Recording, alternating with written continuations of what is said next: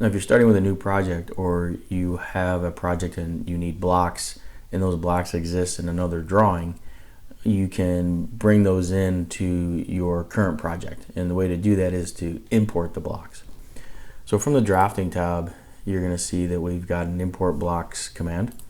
On the import blocks command, you're going to see a folder to where you can search for symbols and blocks. So if I was to initially, there's my block files, but you'll see that there's some Trimble block files. So there's like a north arrow and scale bars and other symbols. So if I was to click on the symbols here and click import, then I can import in those blocks from that particular drawing. And you can see that the symbols now show up and are selectable. So I have all kinds of trees, I have a pipe circle, I have a pipe arch, a controls type, symbol type, and again you can just pick on that and insert that into your project.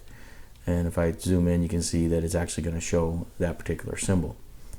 Now you can also import in from other CAD files. So if I go to import blocks, and I've got this standard symbol block, which is a folder, so I've navigated out to this location where I have my standards and I have symbols and blocks folder, and that symbols and blocks folder is a DWG file. That DWG file contains blocks, and in this case they're utility structures. So if I select there and I bring in those blocks from that drawing and path, then you'll see that I have all these different utility types.